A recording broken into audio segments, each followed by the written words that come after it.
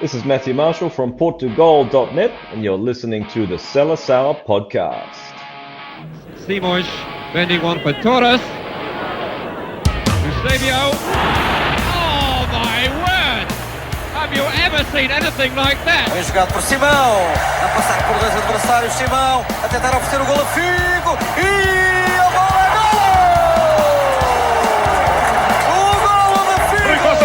Rui Costa já acreditou, vai tirar para o golo, atira, golo! Golo! Golo! Cristiano Ronaldo, vai embora Cristiano Ronaldo! Bateu, golo, golo, golo, golo! Ronaldo! Obrigado, Cristiano! Portugal vai Éder, chuta! Gol! Gol!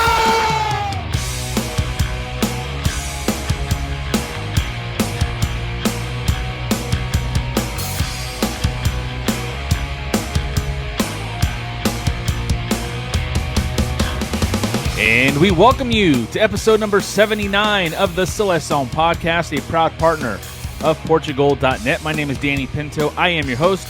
Thank you guys so much for tuning in once again as we are, looks like we're on the road to Germany after a 4-for-4 start for the Seleção. Obviously, we're not counting our chickens, but a four-match, 4-win, 12 out of 12 start for the Seleção under the Roberto Martinez era is really, honestly, what anyone could ask for just based on results. We'll talk about results and how those results have come to be with Matthew Marshall of Portugal.net. We'll also dive into the under-21s at the Euros currently going on now, and we'll even review a little bit of the under-17s that took place in Hungary that did not go our way. We'll go over all that, plus a lot more with Matthew Marshall of Portugal.net in just a few moments. But before we do, remember, bookmark our website, selecaopod.com. You can follow us on Twitter and on Instagram at selecaopod,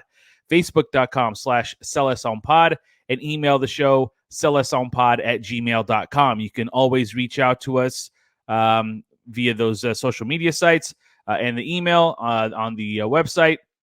You, of course, can listen to us on all kinds of streaming platforms for podcasts. And, of course, if you're watching us on YouTube, hit the like button, hit the subscribe button, hit the alert button, any kind of alert that you guys can get when the show comes on.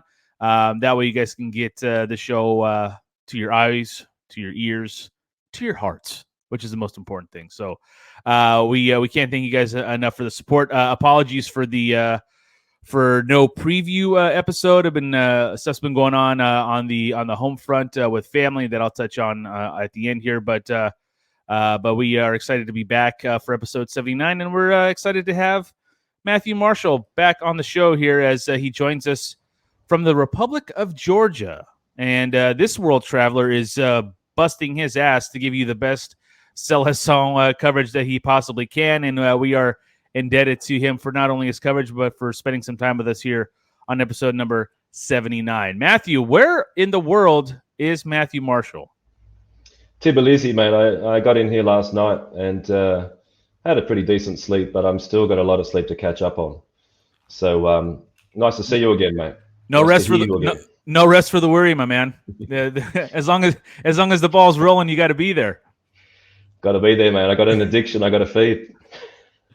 Well, you know, we obviously we always touch on the senior side of things with this podcast, and we'll dive into the under 21s as you know they are the next ones up, so to speak. But you were in Hungary in May for the under 17s, and this is an age group that doesn't get a lot of run, but given that it was a major tournament year for the under 17s in the international window this calendar year. The Euros happened in May. Had the Seleção made the top five according to what I read. Finished in the top five of that tournament. They would have made the World Cup tournament at the end of 2023. It did not happen for the Seleção as Philippe Humge and his squad do not make it out of group play.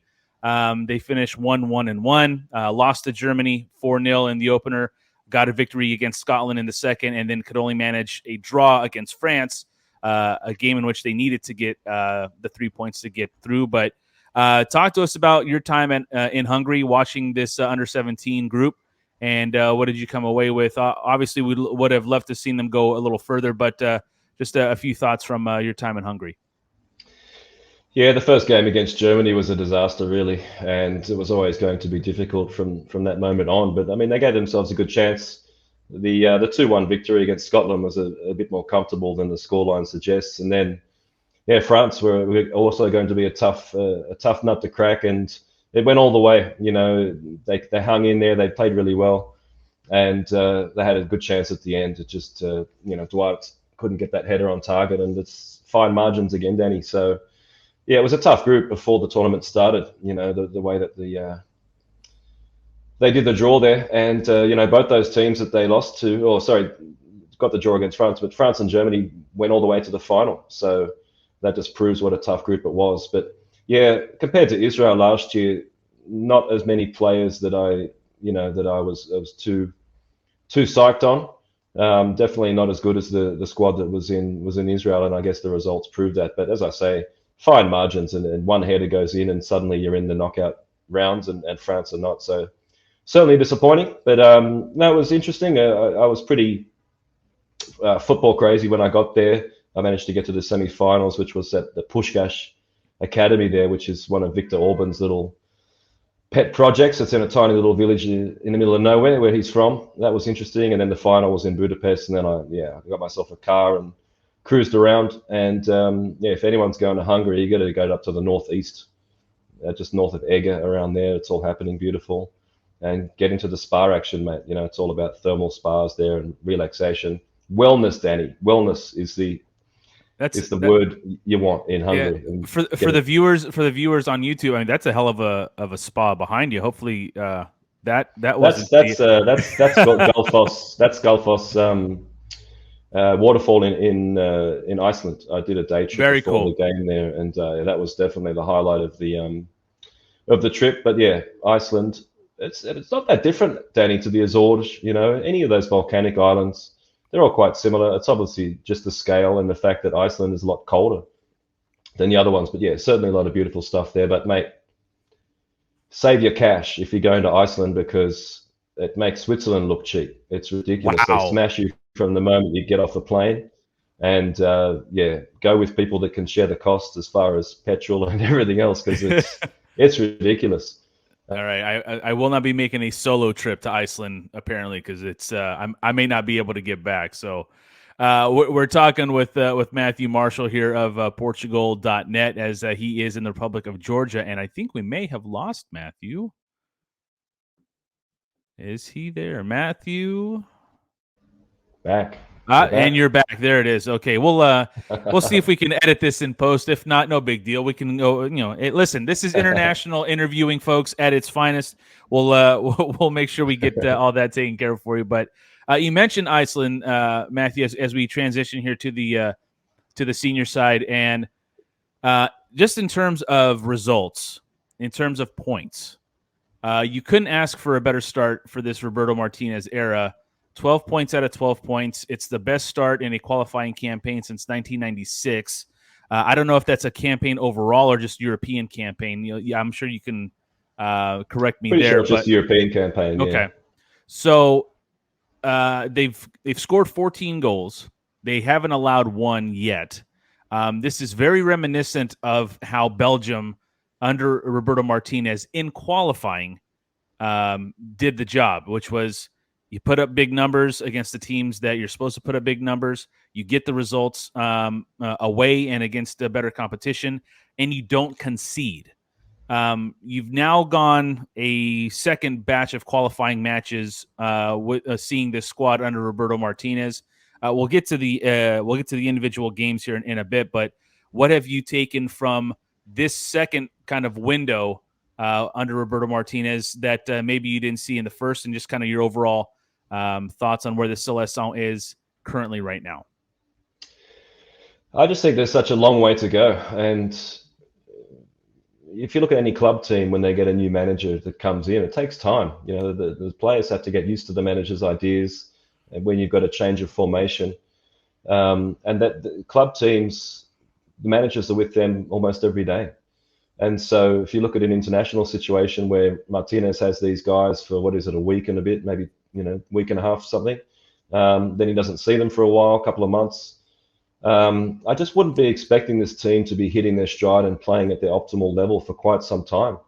And I think that's a good thing because the qualification campaign, as you said, it's going pretty well. But Slovakia are only 2 points behind, and the next game is in Bratislava. So if Slovakia can somehow win that game, then we might be having a slightly different conversation. But absolutely, the main thing I took from everything is just that, like I said, just don't expect Portugal to be playing at their best for quite some time. Probably not until next year, after this entire qualification campaign is over.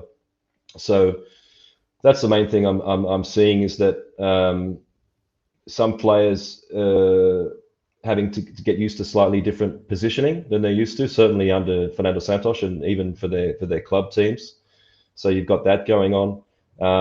Different combinations, slightly different combinations. So it's very much a work in progress. So I wouldn't be stressing too much about any, negativity thus far. Obviously, I don't know, Matthew. There's Portuguese people who love negativity. I mean, all we did under Fernandes for the last year and a half, 2 years was, this guy's a bum. This guy, we got to get him out. Whatever it is, we're scoring 14 goals in 4 matches. Haven't conceded anything. We're back to Fernandes ball. This guy has Roberto Martinez is not the answer. Nobody knows anything yet, but I mean, the negativity, I mean, that's foolish thinking if you think negativity, even during the best of circumstances in terms of results, won't creep into a Portuguese person's frame of mind. Yeah, I guess, yeah. So to maybe counter that, that's what I'm saying. Is just that this is just the work in progress. We're at the beginning of this stage of Martinez's tenure here. So just be patient, But at the meantime, it's going quite well. Obviously, they had a lot of difficulties breaking down Bosnia and Herzegovina. And so a lot of the same things we saw under Santos, we're seeing again, difficulties breaking down those teams that sit deep and pack their defense. And you're probably seeing also that there is just a certain mentality in this team that's beyond any manager's control. So basically that's what I took from these 2 games, Danny. Touch on that last part. In terms of the mentality, is it something that you think that needs to or could be changed with a certain group of players? And you don't have to get into specifics, but if a certain group of players were no longer part of the team, or is it just a change of like the frame of mind of said players that need to kind of change the way they look at their role or their time with this national team in order to move this team even more forward than we currently are?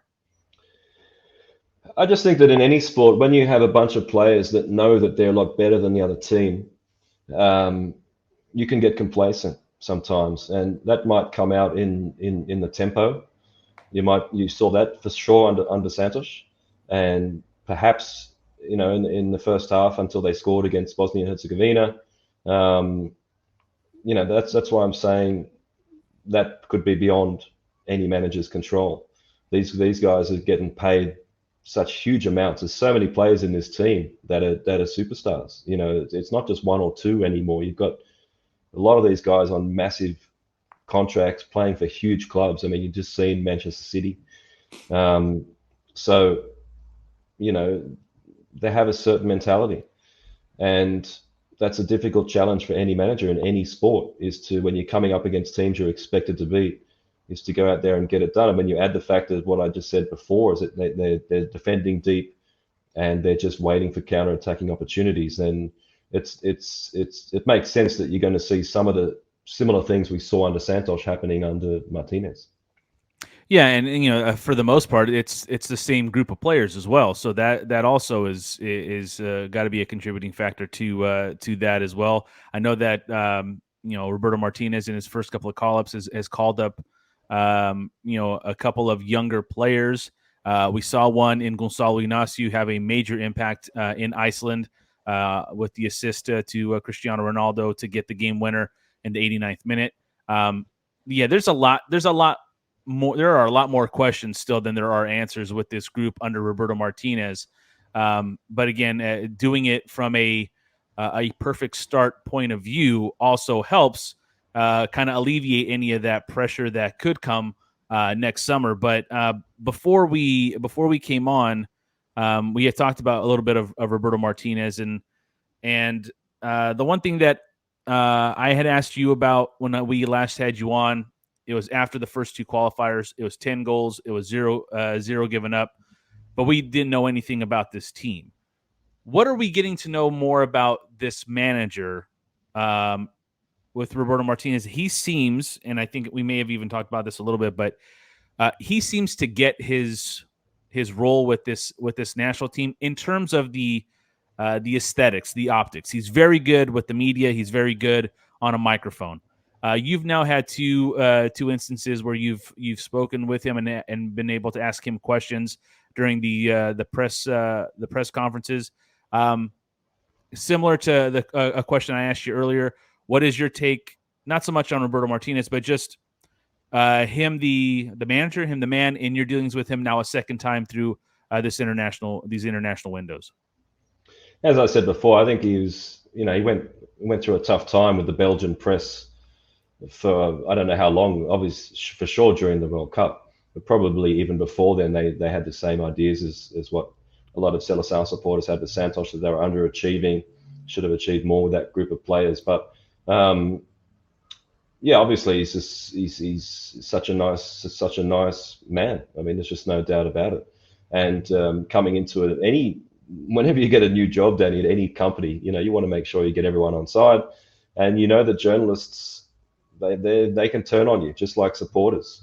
And I saw certainly in press conferences so much disrespect for Fernando Santos from journalists, and it was embarrassing. It was really embarrassing. So, obviously results dictate a lot of this, but I think the players are buying into Roberto Martinez, and the ideas that he's trying to get across to them, and the formation change. They seem to be on board with that. But yeah, as you said before, a lot of these situations with Santos and Martinez, you talk about what's Ronaldo's role.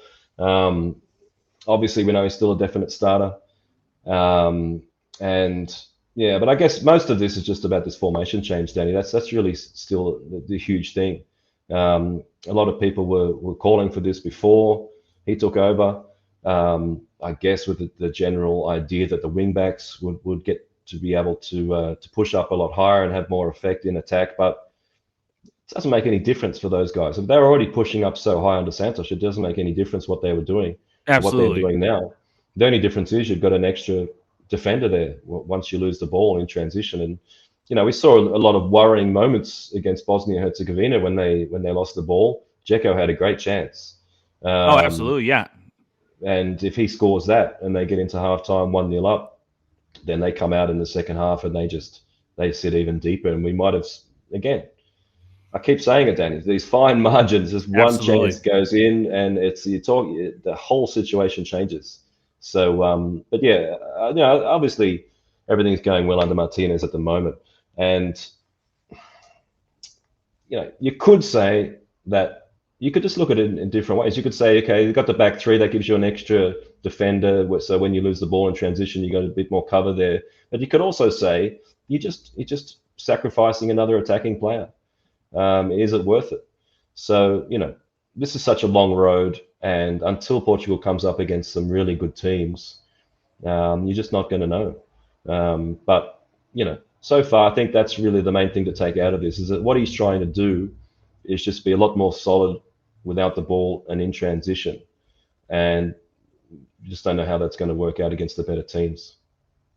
Yeah, time will tell. Obviously, the number one thing for him is to obviously get this team to Germany for next summer's tournament. And we talked about that last time you were on. It's like he's, him getting this team to qualify is not where he's going to be judged. He's going to be judged on what happens in that tournament next summer. But one of the questions that you had for him following the match against Bosnia and Herzegovina was regarding Bruno Fernandes, and he being Bruno Fernandes was able to And it wasn't like he was having a bad game at all. He was having actually a very productive game. Before those 2 goals that he scored, he assisted on the Bernard Silva goal, but he kind of, with the substitution, and I forget who came in. I think it was Hubanevs came in. Hubanevs came in for Joao Felix. Yeah. So that pushed up Bruno a little bit higher, and he was able to be even more involved in the attack. Is it fair to say over these next few tournaments, these next few international tournaments, is it fair to say that unlocking Bruno Fernandes is the key to Portuguese success on the offensive side of things for the next few tournaments?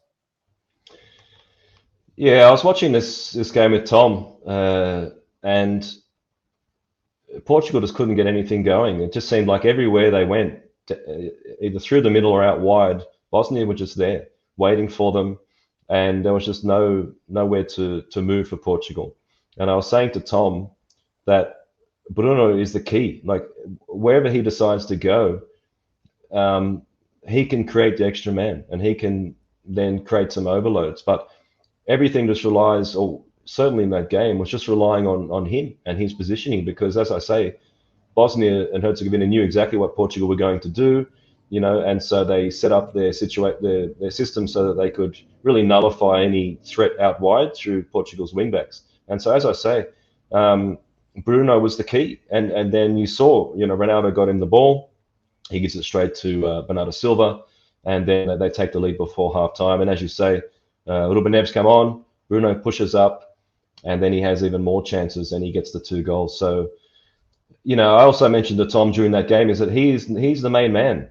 He's the main man now. I think that this formation, I mentioned it to you after those first 2 games, in that, this formation is almost set up for Bruno Fernandes to take over this team. He obviously has a lot of responsibility to do when they lose the ball, because otherwise it's just Paulinho, or in the second game, Neves. But he is just so important. And if he's not getting it done, then it's going to be a bit more difficult for Portugal to unlock these defenses that sit deep and really just sit there and play on the counter attack. So, yeah, it's rare that I would ask a manager about the same player two games in a row, but I just had to go there again because he was just outstanding, I thought, against Bosnia, and just so key to the victory. Yeah, and there is an end game to the Ronaldo era, and a guy like Bruno Fernandes is one of the key guys that will be contributing, hopefully, in that post Ronaldo era. And I thought Bruno had a wonderful game against Bosnia. The team itself had a tough game against a tough opponent in terms of just the way it was they played and sat back with Iceland. Although Portugal in the first 20-30 minutes, I would say, in the Iceland game, they were on the front foot, trying to break that down as quickly as possible and trying to get an early goal to kind of open things up, which it never did come until the 89th minute. Shifting from Bruno to Ronaldo, I mean the accolades continue, whether people think he should be still playing or not. I, for one, I have never looked at age as a contributing factor. I look at quality and in terms of contribution. He had a tough game overall up until the 89th minute, caught off sides a couple of times, which what forward hasn't been. I thought he played I really enjoyed the role he played in. I'll piggyback a little bit off the Bosnia game. I really enjoyed the role and the way he played against Bosnia, where he, in years past, he might, take that shot instead of passing it over to Diogo Jota, who could have made a goal, who could have scored a goal in the second half. The lead up to the first goal he was involved in. In that game, I saw what could be the best part of what we see with Ronaldo in these last 2 years that we could see with him with the national team. But 200 appearances, now 123 goals. there really is no end in sight for him in terms of this is going to be my last ... But what have you seen with him in these 4 matches with under Bruno or under Roberto Martinez, I should say, and the way he's played in this new system under the new Seleção manager? Nothing new. I don't think. Yeah. It's just, status quo, right? As you said, caught offside a little bit too much for my liking. Throws his arms up in the air, kind of blaming. Still does that, yeah. Blaming other players for certain things, but that's, why would you expect things to change now? But yeah, I mean, then he pops up with the winning goal. So just right place, right time, and again, fine margins. There was a ball over the top. I remember in the first half where, sometimes it's just so fine margins. So yeah, maybe because Gonçalo Ramos wasn't in the team. He played a few more minutes than he normally would. Yep. But Martinez was asked about him by one of the journalists from Iceland, the last question there. And, Martinez just said, look, his positioning was fine during the game, and there was just no need to bring him off there in Iceland. So he was really happy with his performance and had no problems with it. So I just don't know what you can say about it that's new. I mean, obviously 200 games, the first player to do that is just incredible. I mean, how many more records can you break? Every time you think he's broken every record there is, he'll set some new one. But hey, he's still the first choice starter, and there's just no doubt about it. So I don't have anything new to say about it. It's just I guess the question of, I'm not sure if he's still playing in Saudi Arabia next year. This tournament is still a year away, so just have to see what happens, mate. Well, everybody's going to Saudi Arabia, Matt. It's Fernandes. It's maybe Bernard Silva. We've seen big money deals for Karim. For Karim Benzema. It's so funny to see. Not funny, but just it's more interesting to see. When the Ronaldo deal went down and he's going to Saudi Arabia, and that went down after the World Cup. I believe it was announced in December. Everyone is criticizing the deal, and to this day, I still think it's the wrong move. It's solely based on money, and if you want to go get your money, and that's for anybody. If someone's giving you that opportunity and you're okay with it, go for it.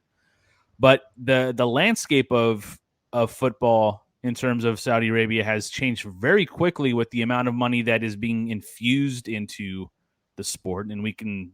The quote unquote whitewashing of sport or whatever it is, that notwithstanding, but just in terms of the football, it's a fascinating time we're living in how quickly it's turned, solely based on the amount of money that is being shelled out for these players. And it's not like they're all like just 38-year-old top 5 players, top 2 players of all time.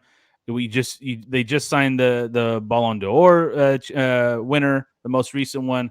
You have Ruben Neves, who is reportedly going for about $60 million US. I'm not even going to try to say the names of the clubs, Matthew, because I'm just not going to be disrespectful in trying to pronounce them. But it's an interesting time. I was about to say the word funny again, but it's an interesting time in football, given how much money is being infused from that area of the world that isn't a traditional power at all in the world of football.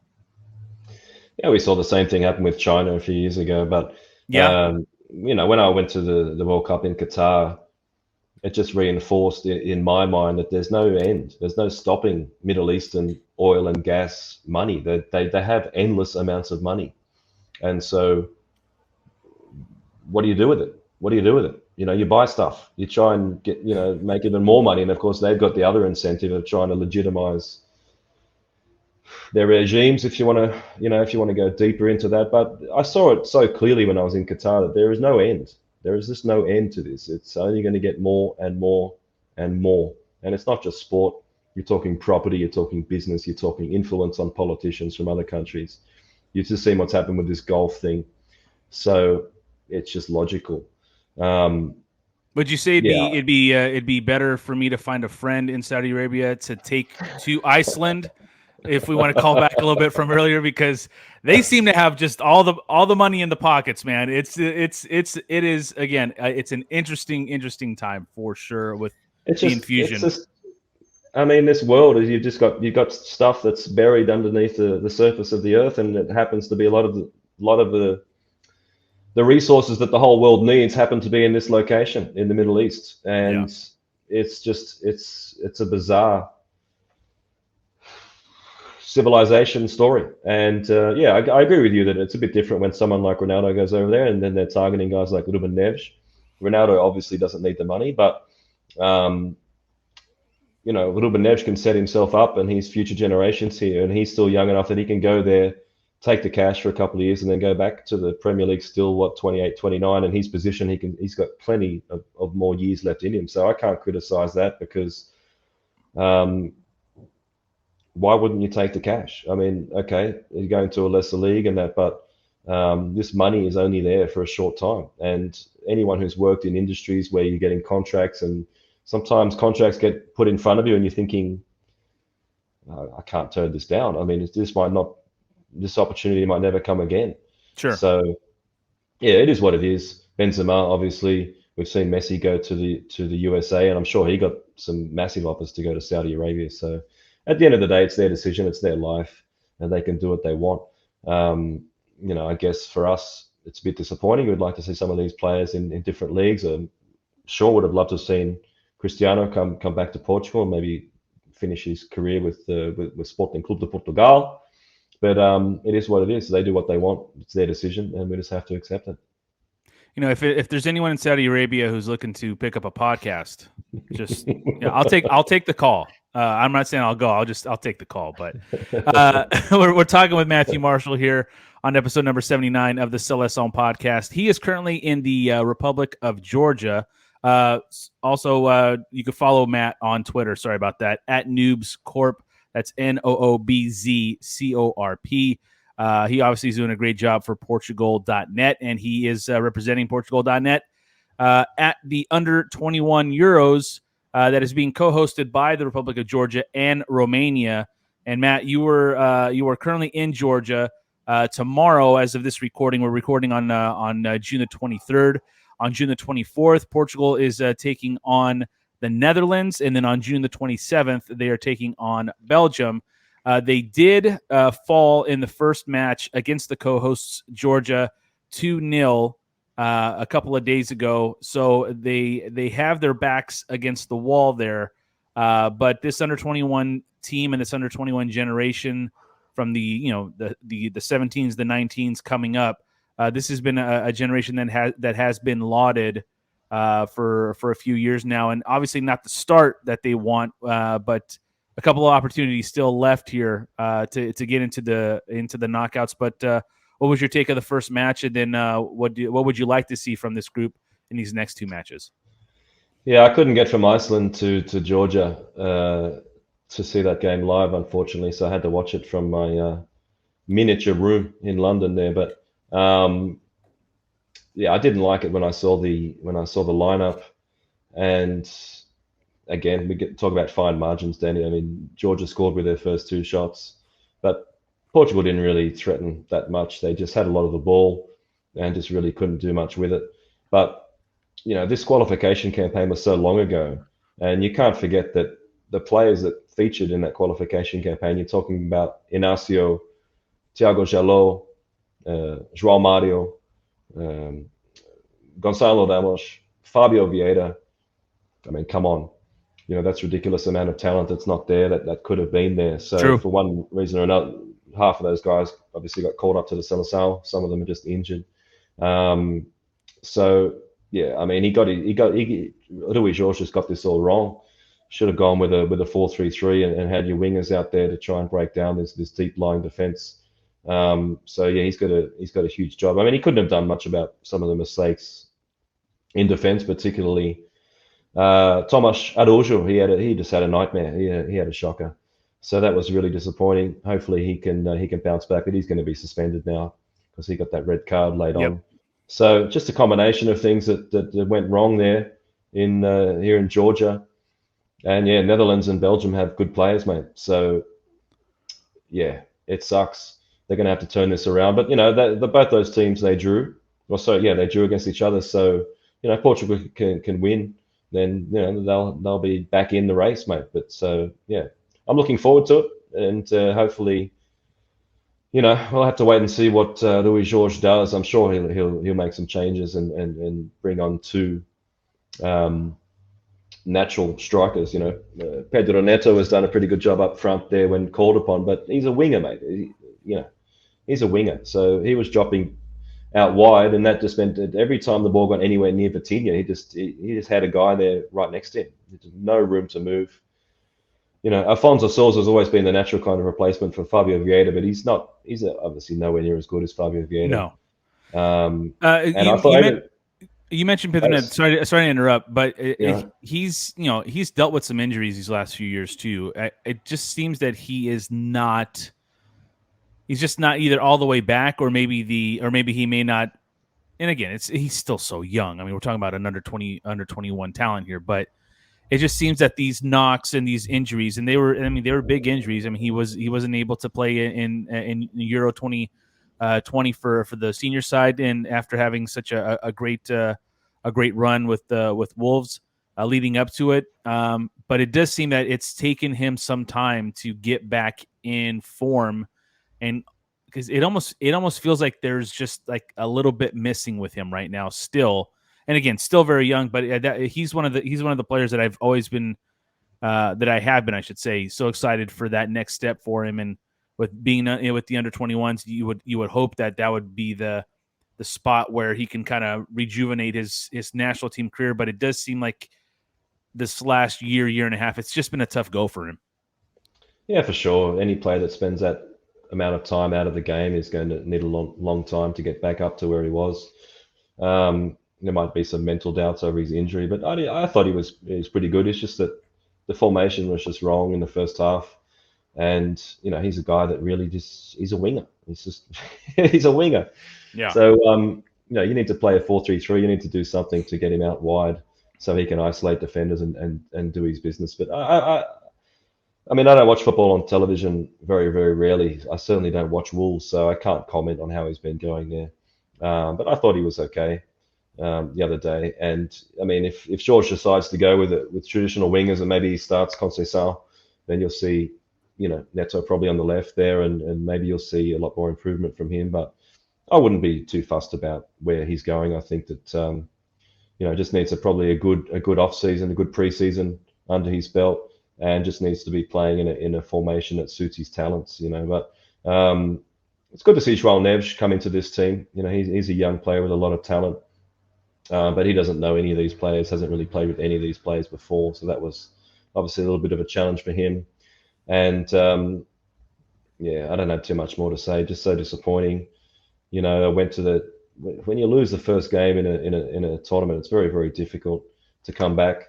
Obviously, not just the points and the goal difference, but just the confidence gets hit pretty hard. So, but fingers crossed, Danny. Anything can happen. Maybe we saw Argentina lose to Saudi Arabia, and they ended up winning the World Cup. So certainly it can be done, and just stay positive and let's see what happens. Yeah, the mighty football power that is Saudi Arabia. In these last 6 months or so. So you're currently in the Republic of Georgia. You're there for the under 21s.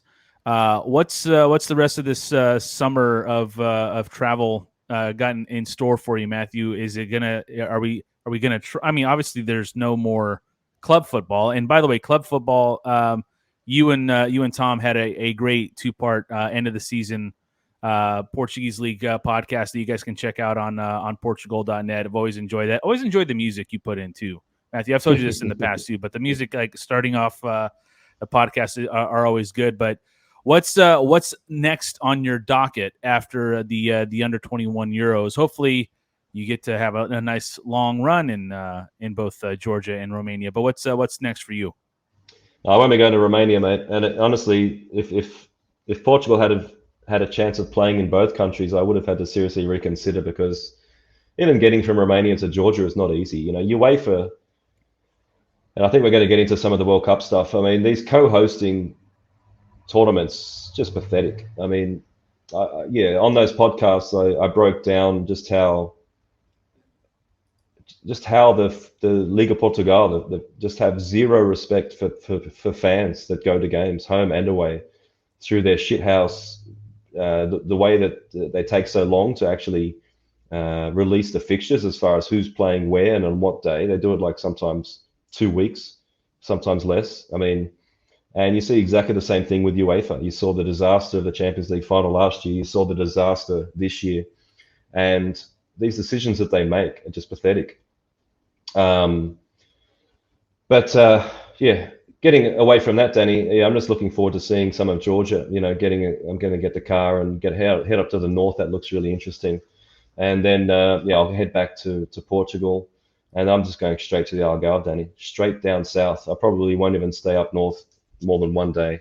And, I've got myself a pretty sweet vehicle that I can kind of camp in and avoid some of those August prices. And, I've got a few things going on down there that I might reveal later. And so that's it, mate. I'm just going to hang around the Algarve till that game against someone in Lollet. But sometimes talking about these games, mate, it seems like a lifetime ago. Seriously, it just seems like so long ago. And I had to read my match reports to remember exactly what happened in some of these games, because they just come so thick and fast. But I mean, no complaints, mate. It's all good. Pardon me. Some of this traveling is pretty hectic, a lot of flights and that. But I mean, I can't complain, mate. It's just I'm having a great time.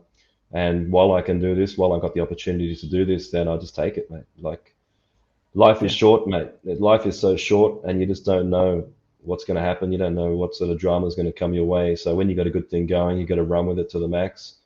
And that's what I'm doing. Well, we appreciate you always coming on. You mentioned the World Cup. The news came out a couple of days ago, maybe just even yesterday, that Saudi Arabia, after all the talk that we talked about Saudi Arabia and being involved with the world of football, world of soccer, they have bowed out of their 2030 bid. That currently leaves two bids, the joint bid with Portugal, Spain, and Morocco, and then the South American bid of Uruguay, Argentina, Paraguay, and Chile. I am a traditionalist. I would just rather have one country host everything. It's just easier, less logistics. There is money to be made. I understand why FIFA and UEFA are allowing joint bids, and I get that. I get all that, but selfishly, obviously, I hope the joint bid for 2030 goes Portugal's way. Although it'll be very leaning towards the Spanish side of things, but anytime your country can host the biggest tournament in all the world is always a good opportunity. We're going to see it here in the United States in 2026 with another triple host of the U.S., Canada, and Mexico. But could be some fun, especially for the a lot of my listeners are in North America and Canada and the States. But we could have a nice little run here of major tournaments in both the nation we call home, and then also the nation that our parents and our grandparents came from. So interesting times again, Matthew, with these potential bids for the World Cup. Yeah, I just can't get excited about co-hosting. It's just, I don't care where it is. I'll do it for you. I'll do it for you, Matthew. What translated Matthew said, let's see what happens. I mean, first of all, how could you have a World Cup in Qatar and then 8 years later have it in Saudi Arabia? I mean, what? That's. I don't know, Matthew. The almighty dollar, the almighty euro, the almighty enter your denomination here. Money makes the world go around, brother. That's the tale as old as time.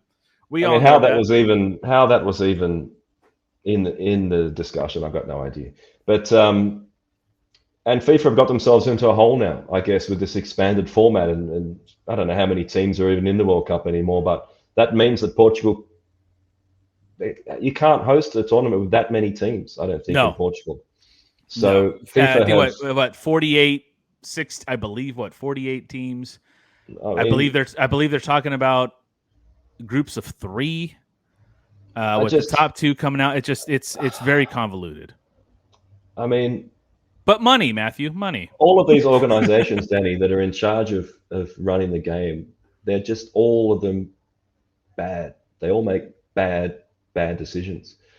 Look, they do a lot of good things, but when it comes to these hosting decisions, Romania and Georgia, they're not even close. They're not even close to each other. You can't drive from one to the other. Not even easy to fly from one to the other.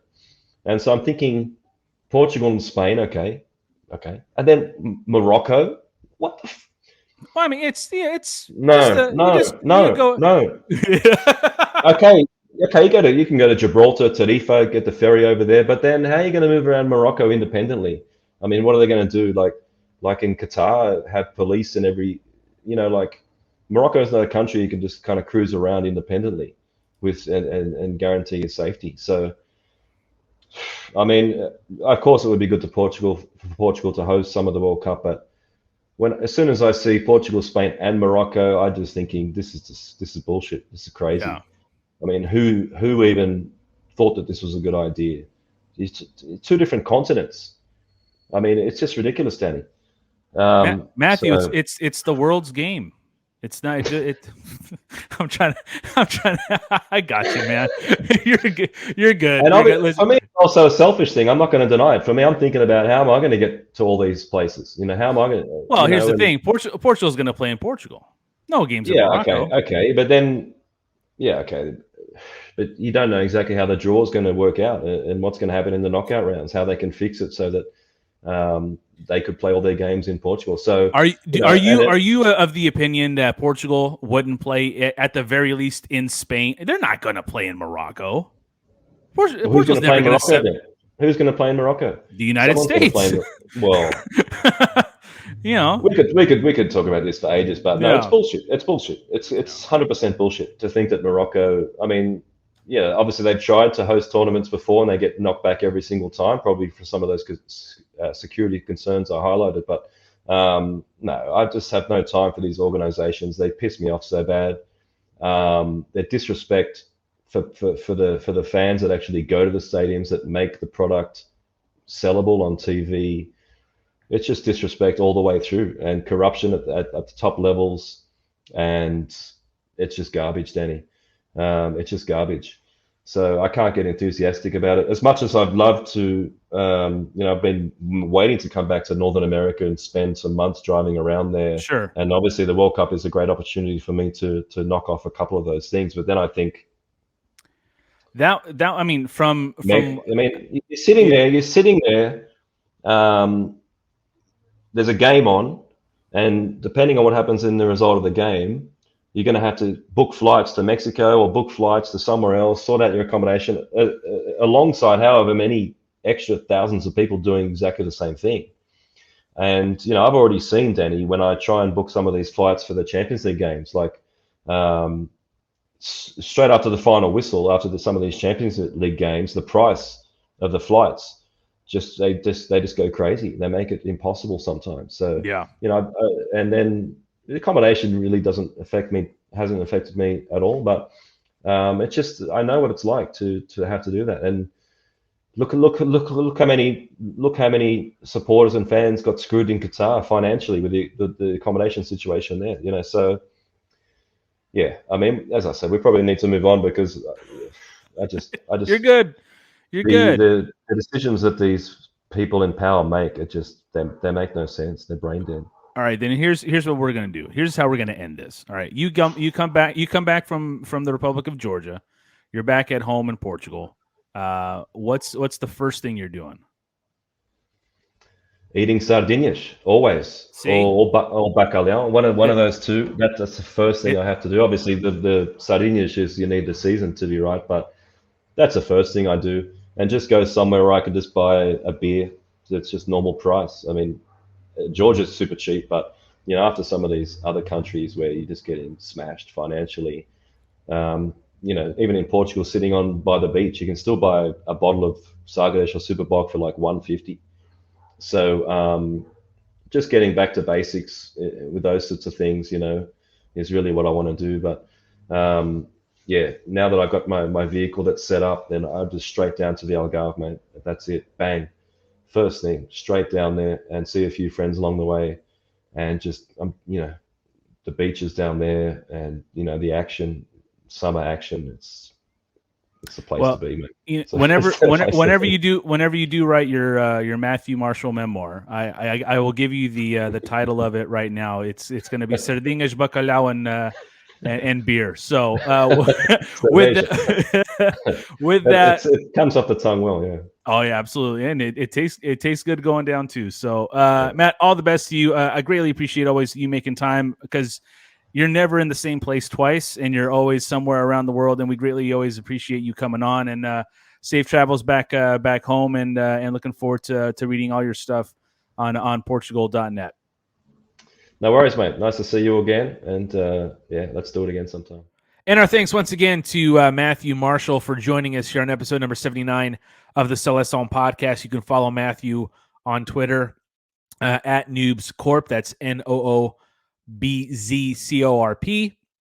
Greatly appreciate his time joining us to talk about all things Seleção. He has the pulse of pretty much everything that's going on when it comes to Portuguese football, and especially on the national side of things. Going to these qualifiers for the senior side, going to the under 21 and under 17 tournaments for the Euros. This the under 17 that just completed, the under 21s that are currently going on. He's everywhere and everywhere. He's almost like Roy Kent, if you get the reference. So greatly always appreciate him coming on and giving us some of his time, which is a very, very busy and busy time indeed. But always thankful to have Matthew on. So as I mentioned before, or at the beginning of the episode, I didn't get a chance to do the normal preview episodes and the roster reviews of all these call-ups, and there's a lot of stuff going on my side of things. Work has been just absolutely crazy. We're trying to get ready for our trip to the Azores once again. That we're leaving here in just a couple of weeks, and looking forward to seeing my in-laws and being there with some of my friends from here at home. But I also had a loss in my family, and my padrinho Joe Batista was someone who I looked up to very, very much. And as I try to pull up here a picture of him and I, there he is. There we are. Me with a big stogie. If you guys are watching on YouTube, big stogie in my hand, beer in my hand, and he was sipping on some wine for sure. And that face that he's making here, and let me see if I can. There it is. That face always was a face of a man who always liked to have a good time and always enjoyed being in the company of his family and his friends. And we lost my padrinho a few weeks back. I think it was Memorial Day weekend here in the States, so late May. And as of this recording, his funeral is actually going to be later today. And the one thing that I wanted to share with all of you guys about my padrinho was he always wanted to know what was going on with you. He always wanted to have a conversation. He would discuss about anything, discuss about any topic. He just wanted to have a discussion. He wanted to have some back and forth. Would always ask my opinion of, here in California, he enjoyed watching Portugal play. He enjoyed watching soccer. He enjoyed watching the 49ers of the NFL. But he and I shared our love of the Sacramento Kings, being it's the hometown team. And he absolutely just fell in love with that team when they came to Sacramento in 1985. And I was so happy that this past season he was able to see the Kings have success and make the playoffs once again. And but the number one thing with him is that he just always wanted to know what was going on in your life. And he wasn't one for advice. He just wanted to know, how's work?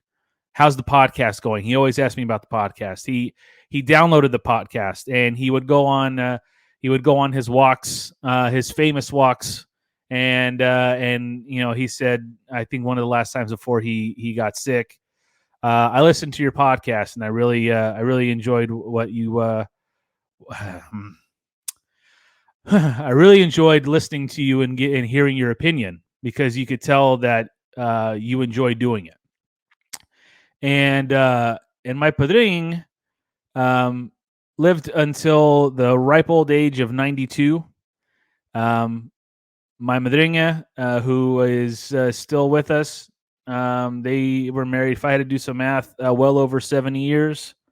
They came to this country in 1966 with their 4 kids, Paul, Duarte, Isabel, and Teresa.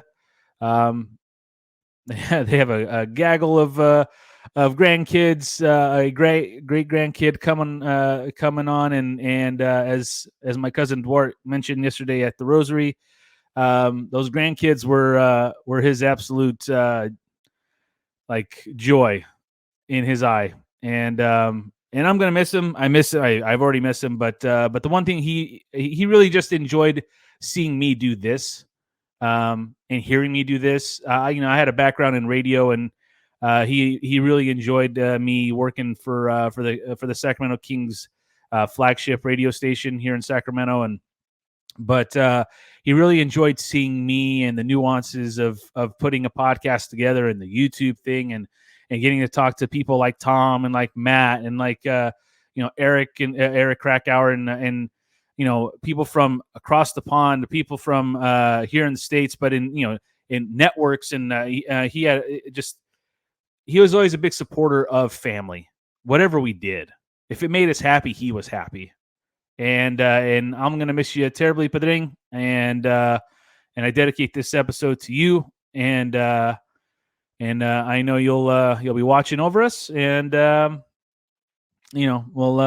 reconnect and have a drink someday again. But yeah, I just wanted to share that with you guys. Didn't mean to get too heavy here at the end, but felt I needed to give that man a tribute. And I probably didn't even do him justice. He deserves a hell of a lot more. But he was a great man, and he leaves a legacy that is something to be very, very proud of. So, Padring, love you, and we'll see each other again one day. That will do it for us here on episode number 79 of the Seleção podcast. Make sure you do what my Padring did and subscribe to us, okay? Just a terrible shill right at the end there, but I deal with grief with comedy, so take that for what you will. But subscribe to us on all your podcasting platforms, on YouTube. Bookmark the show on the website, or bookmark the show's website on your internet browser. And I look forward to talking to you guys the next time for episode number 80 of the Seleção podcast, as we are a proud partner of Portugal.net. Padring, Força Portugal!